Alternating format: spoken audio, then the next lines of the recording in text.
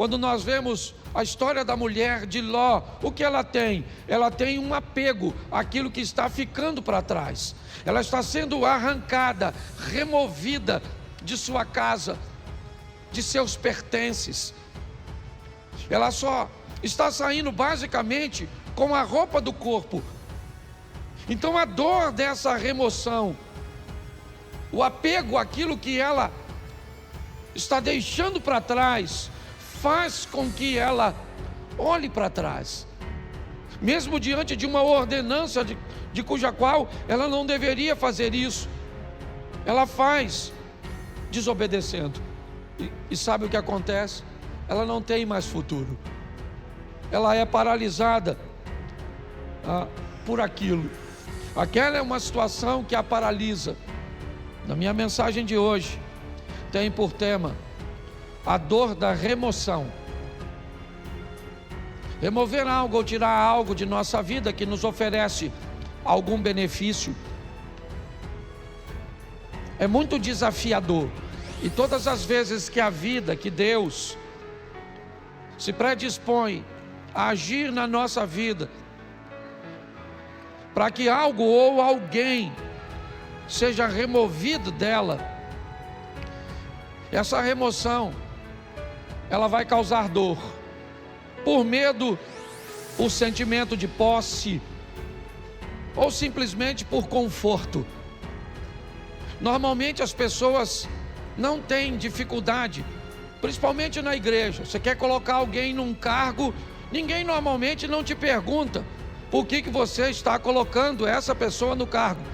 Aliás, ela é até perfeitamente capaz de entender que ela só está sendo colocada nesse cargo porque Deus a colocou naquele local. Mas se você precisar remover essa pessoa do cargo, normalmente ela quer uma série de informações, de justificativas para cujas quais ela está sendo removida, retirada de uma função, porque na maioria das vezes, quando algo precisa ser retirado da nossa vida, essa remoção, ela vai nos trazer algum desconforto, alguma dor. Porém, nós precisamos entender que depois que sai da nossa vida aquilo que tem que sair, só então estaremos prontos para avançar para a próxima fase.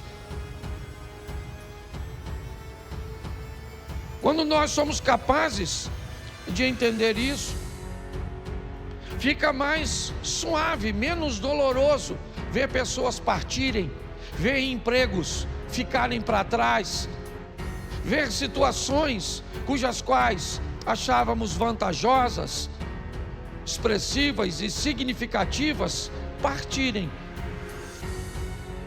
Às vezes sequer elas ficam por muito tempo, porque não é o nosso destino, é apenas uma fase da nossa vida. A Bíblia inúmeras vezes nos dá exemplos sobre isso.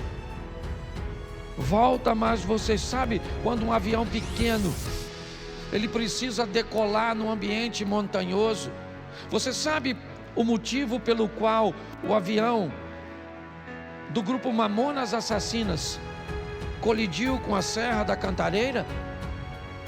Porque ele não tinha força suficiente para decolar como um jato. Não havia nele potência o suficiente para alcançar uma altura. O piloto deveria ter decolado utilizando um sistema de espiral. Decolaria mais baixo, então retornaria e ganharia altura para que conseguisse transpor aquele obstáculo, aquela serra. Quando a vida vai tirar algumas coisas de nós, que ela precisa tirar, e é isso que eu vou te mostrar em 3 exemplos, nós precisamos estar preparados para lidar com essa dor da perda, da separação, com a remoção, né, de algo ou de alguém que precisa ser retirado da nossa vida, porque senão nós não vamos transicionar de fase. Há quanto tempo você não muda de fase na sua vida? Há quanto tempo coisas ruins não acontecem, mas também não acontecem coisas boas. Quando você vive num dinamismo, é lógico que nem sempre coisas boas vão acontecer. A dinâmica da vida traz consigo coisas ruins, mas coisas boas também acontecem. E nós vamos vivendo e crescendo, evoluindo. Mas se nós não soubermos lidar com essa situação, nós vamos ter problemas. Depois entra em casa, fecha a porta atrás de você e dos seus filhos e derrame o azeite em todas aquelas vasilhas e ponha à parte as que forem ficando cheias. Preste atenção na exposição desse milagre, no que a Bíblia está narrando. O milagre está acontecendo, mas todas as vezes que uma botija de azeite se enche, o que esta mulher tem que fazer é retirar essa botija, colocar uma outra no lugar e colocar essa botija para trás. Então, enquanto essa está enchendo, assim que essa enche, ela remove essa e coloca essa para que se encha. Me parece que a visão é basicamente a mesma. Aconteceu, está tudo certo. E agora, o que eu faço? O que aconteceu agora é passado. Eu tenho que voltar para o ambiente onde as coisas acontecem e não utilizar o verbo no passado. Eu tenho que entender isso. Nós não podemos ficar vivendo, né, a mesma estação o tempo inteiro. Então aconteceu, tá bom, foi bom ou foi ruim, passou, eu tenho que estar pronto para a próxima fase. Quando não lidamos muito bem com isso, nós podemos ter sérios problemas. Às vezes, quando Deus quer remover algumas coisas cujas quais somos apegados demais, sem ela não veríamos uma saída. O que eu vou fazer? Como é que vai ser? É a única coisa que eu tenho, é a única corda que eu tenho para me segurar. O rompimento da sua vida para com a sua família, para viver a sua própria história, precisa acontecer. É importante que você entenda isso. Existe uma nova fase para você, e você precisa estar pronto a retirar ou a permitir que isso aconteça. Se dependesse de Abraão, ele não tiraria. Mas a prosperidade dos dois foram tanta que a terra está dizendo para eles: vocês não têm como viver juntos. Então ele diz: então você vai embora. E o texto diz que assim que Ló sai da vida de Abraão, Deus disse: agora levanta os teus olhos e olha. Agora dá uma olhada. Agora não há limite. Finalmente eu posso fazer na sua vida tudo aquilo que eu sempre quis fazer. Só não conseguia fazer antes porque você ainda estava aprisionado. É importante, eu não sei qual é a prisão ou aquilo que precisa ser removido da sua vida. Eu sei que tem coisas, e principalmente quando o assunto são questões familiares, principalmente, é romper com uma mãe para dar um outro nível para o casamento. É romper com um filho para dar um outro nível para o casamento. Pare e pense. Muitas vezes nós precisamos não é abandonar, não. Você vai ver o que Abraão ainda vai fazer mais à frente. Mas é importante que nós entendamos isso, que depois que Ló sai da vida de Abraão, as coisas tomam um rumo totalmente diferente. Então, por mais doloroso que seja, esteja pronto para viver essa remoção. Jonas capítulo 1, verso de número 15. Levantaram Jonas e o lançaram ao mar, e cessou o mar da sua fúria. Preste atenção, um barco está para afundar. e Jonas está nele. Qual é o problema da tempestade? É Jonas. Qual é o motivo de tudo aquilo que está acontecendo? É Jonas. Por que Jonas está ali? Porque o capitão do navio está ganhando dinheiro com Jonas. Jonas está ali porque comprou uma passagem. Jonas está ali porque tinha uma grana para comprar uma passagem para entrar nesse barco. Mas ele é um desobediente, tá certo? Mas ele está trazendo dinheiro. Mas eu não sei quem ele é. Tudo bem, não quero saber. Ele está trazendo uma grana, ele está trazendo uma lucratividade. E pautado nessa lucratividade, eu não sou capaz de selecionar quem entra na minha vida. Deixa eu fazer uma pergunta para você. Quanto custa para entrar na sua casa? Quanto custa para entrar na sua família? Quanto custa? Qual é o preço de um ingresso da sua intimidade? Pare e pense. Por causa da entrada de Jonas, o capitão do navio, que não é profeta, ele não desobedeceu a Deus. Não. Ele cometeu algum pecado quando vendeu o ingresso do barco dele para o Jonas? Sim ou não? Claro que não. Mas não interessa. Tem alguém dentro da vida dele, tem alguém dentro do barco dele que está trazendo aquela tempestade. É só uma questão de tempo até ele afundar. Você sabe o que ele faz, o capitão do navio? Ele pega toda a carga e joga fora. Ele precisava perder a carga? Não, o problema era a carga. O problema era Jonas. Mas ele perde a carga. Porque pessoas perdem aquilo que não precisava perder quando não querem tirar o que precisa ser retirado. Você não quer tirar esse comportamento? Então tá bom. Perde o casamento, perde a intimidade, perde a paz. Mas sabe por que Jonas saiu do barco? Porque o capitão procurou. O capitão está procurando, me parece alguma coisa para jogar fora. O que ele quer é aliviar o barco, já perdeu a carga, é verdade, mas a tempestade continua, então ele vai no porão, ele desce no porão do navio. Eu já falei isso aqui, ele desce no porão do navio e lá no escuro do porão, deitado num lugar, está o Jonas. Porque aquilo que às vezes vai te levar para o fundo, não está na luz no convés, está no porão, escondido, quietinho. O que ele está estabelecendo em você, um comportamento, uma postura comportamental que destrói seus relacionamentos, que impede você de ter relacionamentos sadios. Mas quando ele procura, a Bíblia diz: aquele que pede recebe, aquele que busca acha. Então ele não está buscando, ele achou, pegou o Jonas, levou o Jonas no convés, o interrogou, e Jonas disse: não era para eu estar aqui, era para eu estar onde? Em Nínive, cumprindo a minha missão. Mas eu desci a Jope, peguei, certo? Comprei um ingresso, uma passagem, entrei no seu barco para ir para Tarsis, para a Espanha. E agora? A tempestade está lá, Jonas diz que ele é o culpado. Mas e agora? O texto diz que o capitão está com medo de jogar Jonas fora. Quem é esse cara?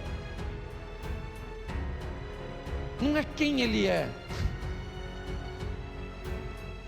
a missão que ele precisa executar.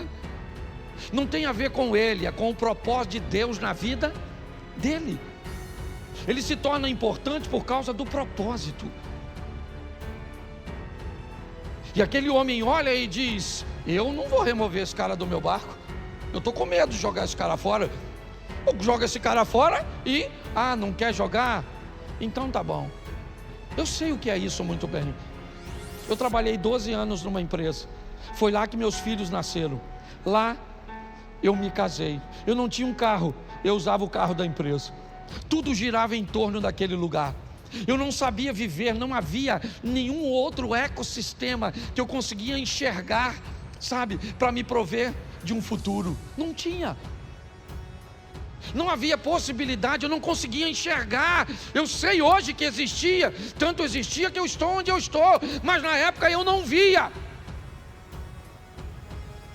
Eu estava totalmente apegado E Deus usando todas as estratégias para me remover. Ele me tirou com mão forte de um lugar que eu não queria sair. Eu não estava vivendo em pecado, não. Eu só não estava onde Deus queria que eu estivesse. Mas aqui eu não quero falar de Jonas, eu quero falar do capitão. É ele é o foco da minha mensagem, porque é o barco dele que vai afundar. Por quê? Porque tem alguém que não deveria estar na vida dele, na casa dele, na empresa dele, nos negócios dele, no ministério dele. E agora ele tem que jogar Jonas fora. Sabe o que ele tem? Medo. Medo de jogar. Só que ele não vê outra situação. Ele tem que jogar Jonas fora. Verso 15. E levantaram a Jonas e o lançaram ao, e cessou a sua. Aí ele foi lá, mergulhou no mar, pegou a carga toda, trouxe de volta para o navio e seguiu direitinho. Sim ou não? Não. Precisava ter perdido a carga se tivesse jogado Jonas? Sim ou não? Mas perdeu a carga porque não achou o Jonas. Então fala para quem está do seu lado: acha o Jonas.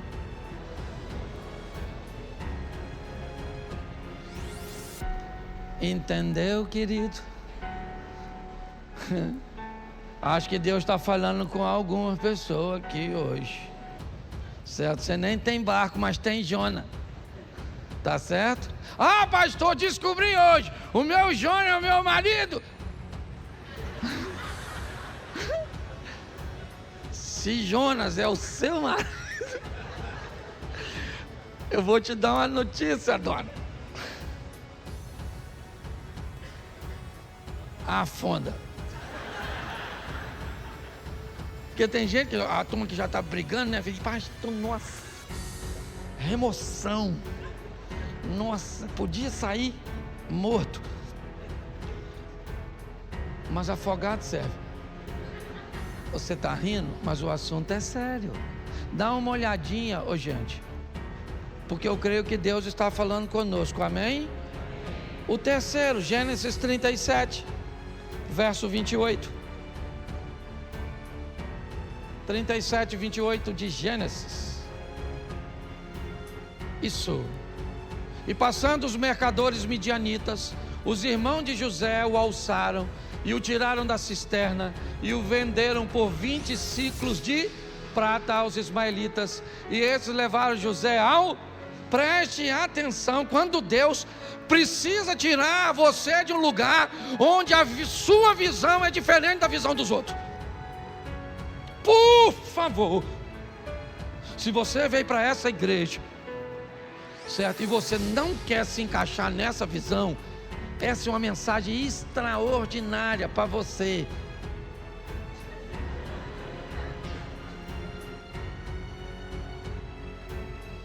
O José é um cara que ele vê o mundo, as coisas, ele aspira, seu comportamento é diferente de seus irmãos.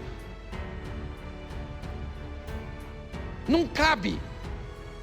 Eu não estou dizendo que Rubem, Simeão, Levi, Isacar, Zebulun, Gad, Azer, Naftali, certo? Eu não estou dizendo que eles estão errados. Eu estou dizendo que há uma visão diferente. E Deus então vai remover José. Sabe o que ele é? Irmão dos caras. Sabe, ele vai ser vendido como? Repita comigo: é melhor ser um escravo na mão de estranhos do que irmão de uma família de invejosos. O dono do escravo, ele quer o quê? O que ele quer com o escravo? Ele quer o quê? Lucrar, sim ou não? Então, pro dono do escravo, quanto mais ele lucrar, melhor, o que o escravo vai fazer lá na frente. Se o escravo amanhã se tornou governador do Egito, o cara não quer saber. O que ele quer saber é o quanto ele ganhou quando vendeu o escravo. Mas um ambiente de invejoso, ele está preocupado com o que você pode se tornar no futuro. É isso que vai incomodá-lo. Então o propósito, enquanto o dono do escravo não se preocupa com o escravo amanhã, desde que tenha ganho com ele, o invejoso não, ele se preocupa totalmente com o amanhã, com aquilo que você pode se tornar. Porque na verdade, na maioria das vezes, todo mundo quer ver você bem, desde que não seja melhor do que ele. Na maioria das vezes é assim que funciona. José precisa ser removido daquele lugar. Não cabe ali. Mas pastor, fique tranquilo. Essa é uma questão de família, e uma família bem organizadinha. Não esqueça que esse cara, ele é bisneto de Abraão, sim ou não? Isso. Ele é filho de Jacó, que é filho de Isaac, que é filho de Abraão. Essa é uma história sensacional no que diz respeito à família. Por quê? Porque José é vendido pelos irmãos aos ismaelitas e vai para o Egito, como nós lemos o texto. No Egito, então, ele se torna governador, e depois de anos, seus irmãos vêm morar numa terra que ele conquistou para seus irmãos.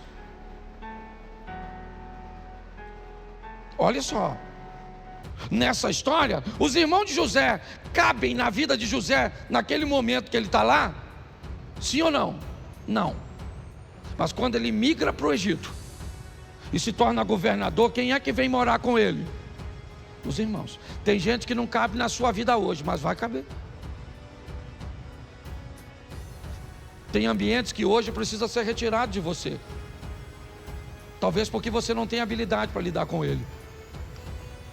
Mas todas as vezes que Deus quer remover isso, ou quer remover algo, alguém da nossa vida, se esse ambiente, se essa pessoa nos traz alguma vantagem, nós vamos ter sérios problemas. Isso aconteceu com Abraão, como eu citei aqui para vocês. Isso aconteceu com aquele homem que teve seu navio ameaçado porque alguém não devia estar lá, e mesmo na hora de remover foi desafiador. E para José também foi difícil ver seus irmãos ficarem para trás e ele ser vendido. Hoje, o que eu entendo aqui para todos nós é que algumas coisas precisam ser retiradas, removidas. Essa palavra veio a mim quando eu ouvi aquela ministração na Slavec,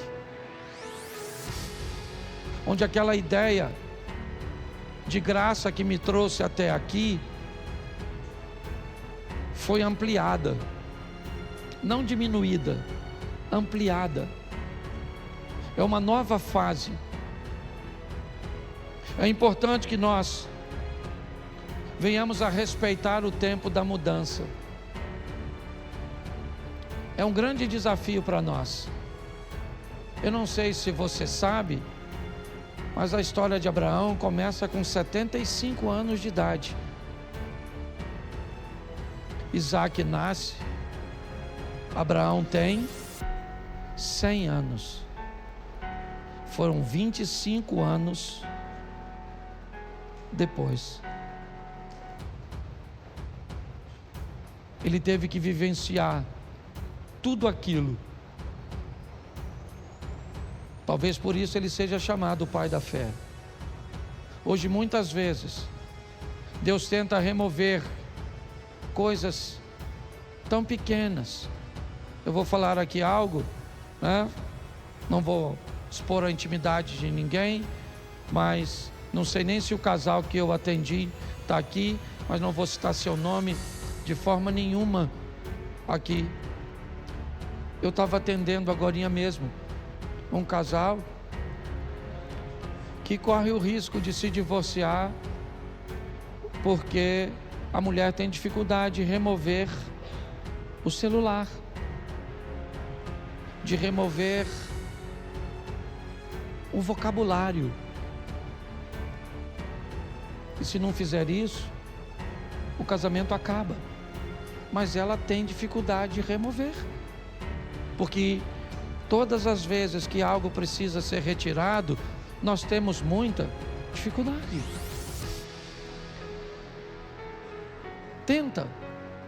Tenta fazer uma devocional toda manhã. Tenta. E você vai encontrar com diversos obstáculos que você precisa remover. Tenta levantar de manhã, fazer a sua oração, fazer sua leitura bíblica, fazer um período de meditação. Eu não sei de quanto tempo você pode, mas tenta fazer isso. A probabilidade de você não conseguir é muito grande, porque para colocar essas coisas em prática, você vai ter que remover outras coisas que você já faz e que lhe oferece conforto. Tenta orar toda noite com sua esposa, de mãos dadas. Tenta fazer jejum pelo menos 2 ou 3 vezes na semana. Tenta para ver. Pastor, por que é tão difícil? Porque antes de fazer aquilo, você vai precisar remover outras coisas que já estão estabelecidas, que te oferecem vantagens, que te oferecem conforto. Hoje a minha proposta, é trazer esse entendimento para você. Eu fecho aqui na minha devocional de sexta-feira. Eu vivi uma das maiores experiências, porque hoje não era para eu estar aqui. Hoje era para eu estar envolvido num escândalo e preso, com meu nome passando na mídia. Mas por causa da minha devocional, e eu tenho certeza, uma oração tão simples que eu fiz naquela manhã, me deu condições de chegar no lugar 20 minutos antes e resolver um problema que ia acabar com a minha vida. Você sabe quantos minutos eu orei naquela sexta-feira? Talvez de 5 a 7. Sabe aquela oração que você levanta e entrega o dia? Senhor, toma esse dia, toma isso, toma aquilo, oro para o fulano, para o ciclano, aquela coisa. Então eu vou falar uma coisa para vocês. Para ter bons hábitos, nós vamos ter que remover os ruins. E se você achar que não consegue fazer isso, vai continuar com os ruins mesmos.